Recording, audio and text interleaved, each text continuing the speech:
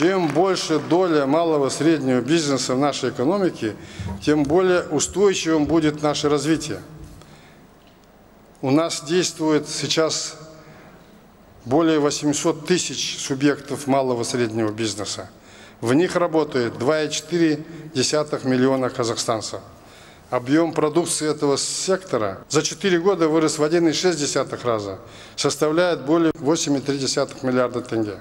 Сіз де өз кәсібің болса деп армандайсыз ба? Олай болса, біздің бүгінгі хабарымызды жіберіп алмаңыз. Армысыздар. Менің есімім Кенжебаев Берік, бұл өз бизнесім хабары. Бүгінгі бағдарламада.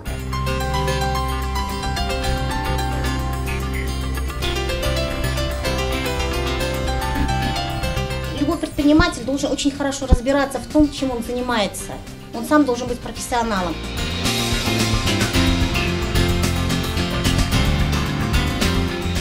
В нашем банке мы можем, значит, прокредитовать клиента до 10 миллионов без подтверждения доходов.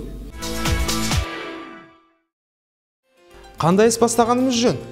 Бұл сауал пайда болды дегенше, оған жауапта табылады деген сөз. Кәсіпті ашудың да аулы алыс емес. Ең бастысы дұрыс бағыт алуыңызда.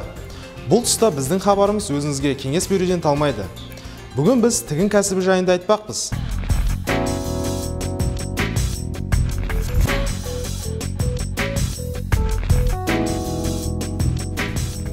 Тігін бизнесте ең бастысы өзіңіздің маман болуыңызда, өз ісіңізді сүйіп бастасаңыз болғаны. Әрине, пайда көзінде ұмытпағаныңыз жөн. Маман кеңесіне құлақ түрелік.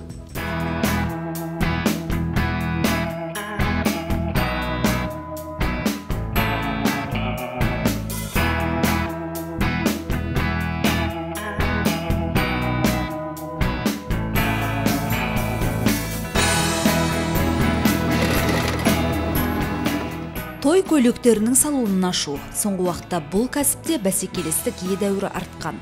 Алайда бұл дұрыс бизнес жоба жасалып, онымен дұрыс бағытта жұмыс жасай білсеңіз, арманыңызды іске асыруға әбден болады. Ең бастысы өзгелерден ерекшелене білуіңіз жөн.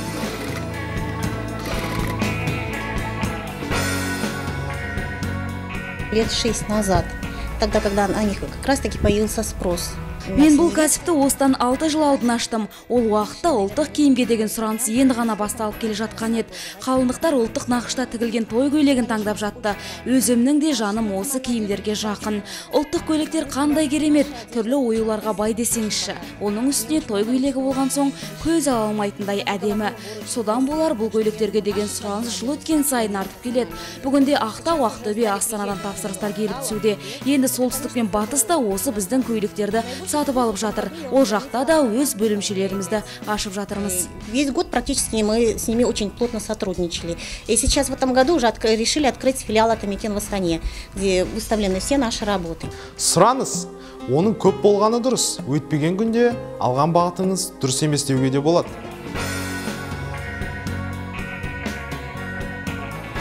Сіздің той салоныңыз бәсекелестікке қабілетті болу үшін той көйлектерінен бөлек өзге де қызметпен тұтынушыны қызықтыра білуіңіз тиіс. Мәселен, асыл тасты әшекейлерді де жалға беру. Өйткені бұл кәсіп қазіргі таңда дамып кеткен. Жалға беру ең тиімді тәсіл болып отыр. Өйткені әркімнің қалтасы қымбат көйлекті сатып алуға көтере бермейді. Тігін шеберханасымен келісімге отырсаңыз, тіпті жақсы. Той думанға жақын жерлестеріміз сұлу сылқымның той көйлегінен ақшасын аямайтыны сөзсіз.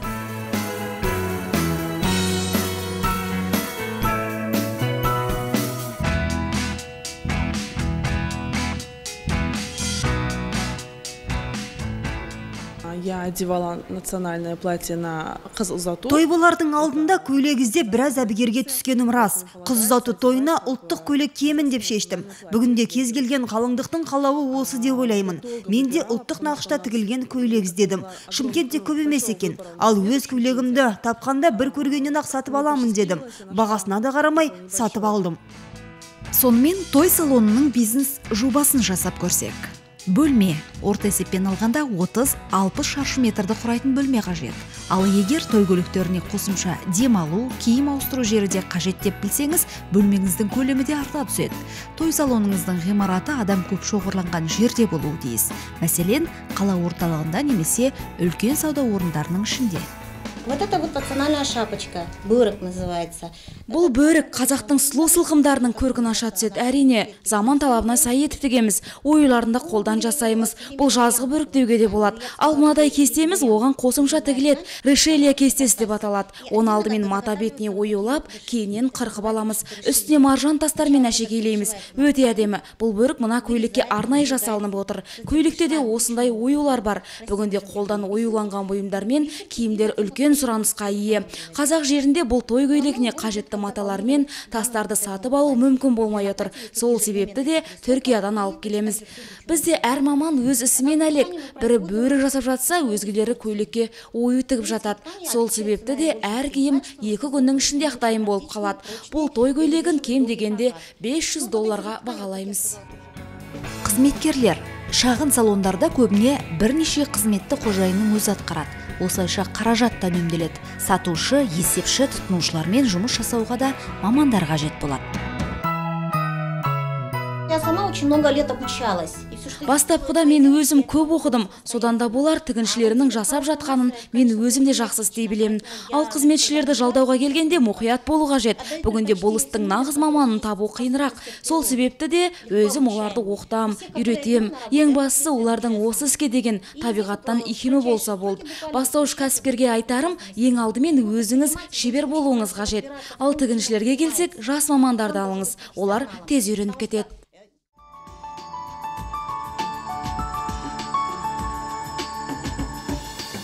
Бизнес жоспар бар, ал қаражат мәселесін қалай шешуге болады? Начинала я очень просто.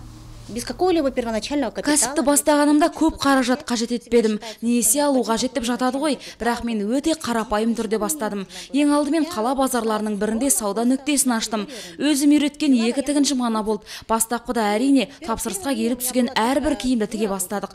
Өйткені ақшалай кіріс қажет екен даусыз. Ең басында ұлттық нақышта тігілген 2 көйлегін тіктік. Уақыт өте сұраныс өсе бастады. Өйткені қалыңдықтар беташармен ұзату тойға осындай көйлектер киюді сәнге айналдырды. Содан кейін маған той салондары тапсырыс жасай бастады. Шүкір, бүгінде бұл көйлектерге сұраныс көп. Ұсынып отырған шығыс жоспары кәсібіңіздің орналасқан жері мен ауданына байланысты өзгеруі әбден мүмкін. Шығыс. Ғимарат 800 мың теңгеден бастап. Бұл жылдық көрсеткіш. Дизайн, жөндеу жұмыстары 500 мың теңгеден басталады. Қажетті құрал сайман 150 мың теңге.